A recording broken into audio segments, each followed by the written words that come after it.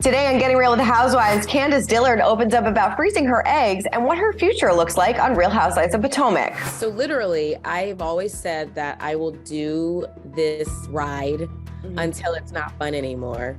And the season definitely tested that. Plus, Andy Cohen stumbles when asked why he sided with Jen Shah in her fraud case after saying this in our November interview. I hope that she gets no jail time whatsoever and she can come right back. Plus, why Lisa Rinna hated her final Beverly Hills season, while Kyle Richards addresses speculation she's using weight loss drug Ozempic.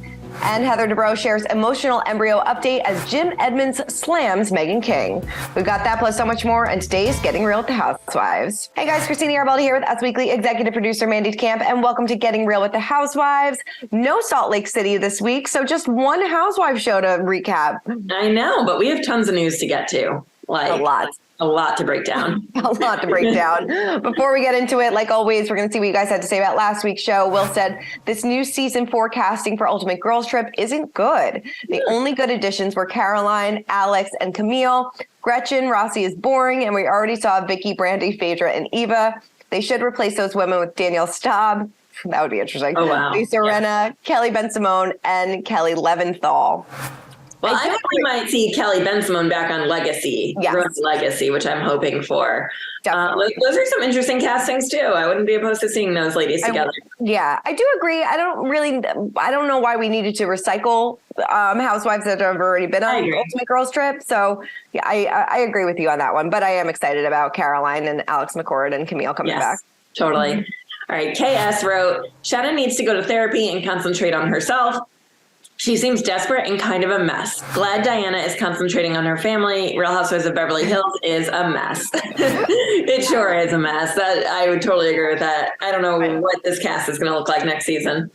It's going to be really interesting, but we'll have to wait and see. We'll talk a little bit more about Beverly Hills in a little minute, but let's get into Andy Cohen because he got very flustered. He stumbled a bit over his response when he was asked why he initially took Jen Shah's side in her fraud case. So he sat down with Chris Wallace on CNN and he said, "You're on the record last November as saying that you hope she would get no jail time. And the question I have is, why would you take her side against the thousands of people she defrauded, including a lot of elderly?" Well, he scrunched up his face a little bit and tried to think back, saying, "I think that I was hoping she was actually innocent." Chris said she pleaded guilty, and you gave this interview after she did that. Well, Andy said, "I think I was saying, look, sometimes you get to know someone and you get to like them and you hope that they are not guilty of something horrible." Well, he actually said they were referring to our interview that we did with him back in November. So here is what Andy told us about Jen back then. Take a look. I spoke to Whitney Rose recently, and she said that Jen should be able to explain herself on the Salt Lake City reunion. I know that you alluded to maybe her being off the show. Can you just clear that up a little bit and where Jen Shah stands? Well, I mean, she's being sentenced on December 15th. So if I don't know what to say to people who want her on the show.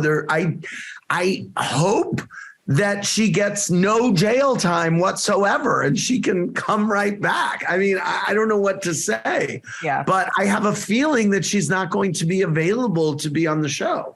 No, I don't think so either. It's taking a long time. That's some people on Twitter were saying, we want Jen next season. And I'm like, okay, well, talk to the judge. So, yeah, we clearly just set it up as what the future would look like on Salt Lake City without Jen. And he did say, I hope that she is found innocent. So Jen Shah, just a few more weeks until she is headed to prison, but she is working hard for the money. She's doing some cameos now for $150. So she's got to pay back that restitution, I guess. Yeah. I'm not going to be getting one of those for Mother's Day, but absolutely not. All right. Well, after showing off her ripped figure, Kyle Richards is denying that she had help slimming down. She commented on Page 6 Instagram, writing, "I am not taking Ozempic. I never have. Ozempic is a medicine developed for adults with type 2 diabetes. While replying to another Instagram user, Richards added, "I have never tried Ozempic, and this is not from plastic surgery. I did have a breast reduction in May. I'm honest about what I do, but if giving plastic surgery the credit makes you feel better, then pop off, sister." Also, I cannot with the pop off, you guys. I know. Everyone is saying it right now, and I can't get behind it. No. I can't. but that's just me. Anyway, one day earlier, the Bravo personality made waves online for a pic of her killer abs on display in a black bikini mirror selfie. In addition to her breast reduction in May 2022, Richards has had two nose jobs that she admitted to, and liposuction. Yeah. So, yeah, I believe her. I think she's very honest about plastic surgery. I do too. And yeah, it seems like everybody is talking about this Ozempic drug because it's apparently helping weight loss and, you know, obviously it's supposed to be used for type 2 diabetes. But yeah, I mean, everybody has got something to say about when people slim down and they look good. I think she looks fantastic. She's a woman in her 50s and she looks beautiful and she looks great and she wanted to show off her figure and her hard work. So pop off, sister. All right. Well, let's talk about Lisa Rinna because she revealed that she hated her last season of Beverly Hills. Couldn't tell. She told Interview Magazine, I effing hated this year for a lot of reasons. My mom died. We all know that, but that's not the biggest reason. The story just didn't get told as two-sidedly as I would have liked. How about that? She added, something has gotten to the housewife universe because of what's going on in the world, and it's reflected in the way that the fans react to the world of housewives. And I just think it's unhealthy and it wasn't working for me. It wasn't right for me. She said that she did have fun filming the series, but once the show went out to the universe, things took a turn for the worse, especially after the alleged smear campaign that was orchestrated against her by Kathy Hilton. Of course, obviously the whole limo drama, Sprinter van drama. And, you know, of course, Kathy denied all the allegations that were made and Lisa doubled down on her claims, leading to, you know, the blowout reunion that we saw. She said it was unfortunate that there weren't cameras in Aspen. It was something that happened so spontaneously. In the moment, I didn't think to turn on my voice memos. When somebody's having a nuclear breakdown, you don't think, oh, I should be filming this. That doesn't come across your mind. Of course, she announced that she was leaving earlier this month. So it seems like, I don't know. I mean, the more she talks about it, the more it seems like maybe this was her decision. I don't know. I know. It's interesting that she said it was a mutual decision in her personal post about leaving, but it very much sounds like it was her decision. So it really does. But yeah, it seemed like she had a really tough season. She was not leaving on good terms. I'd love to know what her relationship is like now with Kyle Richards, because it really doesn't seem like the two of them have had much, you know, I mean, not in-person meetings, but even back and forth on social media. Kyle really didn't react that much to Lisa leaving. So I'd love to know the status of their friendship. I would love to know. We talked about it in our reality recap, which comes out tomorrow. But I would love to know what Lisa thinks about Rez's comment about Kyle being the most overrated housewife. Yes, totally. Also, tell us in the comments who you guys think is the most overrated housewife, because me and Christina are still on the fence. We can't decide. I know. I really can't. I'm like having a hard time about this one. I'm totally disagreeing about Kyle. Like, I don't want to label her that. Mm-hmm. But I feel like it could be time for her to retire her diamond. A lot of people were saying that after last season too, and I think she sort of redeemed herself by the end of the season, but it just seemed like she just wasn't. I don't want to say just kind of there because that's mean, but you know, she wasn't really bringing much to the table, I guess. Right. But we'll have to see. I mean, she's going to have to step up next season. Yeah, definitely. All right. Well, Heather Dubrow got candid about her infertility struggles on social media and looked to her fans going through the same struggle. She wrote, "It's that time of year again when I pay for my 2 frozen embryos. I cry, sit on it for a bit, take a deep breath, pay the bill, and wait until next year. Anyone else have this moment? I will talk about this on the podcast soon. Curious what any of you do with your embryos." Alongside the post, the Bravo personality uploaded a picture of her receipt for the payment of her 2 embryos at the reproductive center, which cost her a total of $800. She jokingly added that the eggs rent had gone up since she originally froze them, and it was originally $700. Of course, she's been married to Terry Dubrow since 1999, and they share 4 kids together, who they had welcomed through IVF. So I'm in the same situation. I have 5 or 6 frozen embryos. What pisses me off is I pay more than Heather Dubrow. I pay $100 a month, which is $1,200 a year because it's New York rent for them. And this is a strange situation that a lot of women and couples find themselves in these days. And I don't know what to do. So if anyone has advice, you know, you can donate them. My particular reproductive place says that you can donate them, but it has to be, you have to know the couple. So you have to find a couple if you want to donate them, or you can donate them to Science. but it's a very hard decision to make, very personal decision. And I'll probably be like Heather, still paying for them 20 years later. I totally agree. Yeah, it's got to be a very difficult decision, I would imagine. Yeah. All right. Well, let's move on to Jim Edmonds because he opened up about his ex-wife, Meghan King. These two could not stop talking about each other. And he said that she has been telling lies about him since their 2019 split. He and his wife, Courtney, went on to tell their side of the story on the Hollywood Raw podcast and he said, it's just little jabs like that. It's been nonstop for 3 years and it's so effing annoying. He addressed her claim that she had gotten a temporary protective order against him, calling the allegations completely false. Of course, they were married in 2015, split 4 years later. They have 3 kids together. He denied cheating on her at the time, which she said that he did. And he once again shut down rumors of any extramarital affairs, calling it embarrassing and an absolute joke. He said that they are now just co-parenting through a nanny. And he is also taking issue with Meghan's dating life, claiming that his poor kids are going to grow up thinking every guy is mean. When asked if he sees any road to peace with her anytime soon, he said, not as long as she talks. But I mean, you're talking now, Jim, as well. So you are talking. Maybe both of them should not talk. Yeah. I mean, you just feel so bad for these kids. And, because they're going to grow up and see everything that you guys have said about each other on podcasts and social media and things like that, and on the show. It's not going to be pretty. No, I totally feel bad for the kids, and I agree. Just stop talking. Stop talking. Yeah. Both of you. Work it out in a room with no cameras. Stop tweeting. Stop everything. Just stop. All right. Well, let's get into this week's Real Talk. And we recently caught up with Candace Diller-Bissett from Real Housewives of Potomac. And like we were talking before about freezing eggs and things like that, she had been open up about this on the show. And she gave us an update about where she is in that process and what her future looks like on Potomac. Take a look. I mean, I know Housewives brings a lot of drama. It also brings a lot of fun. But is it still fun for you? Do you still enjoy doing it?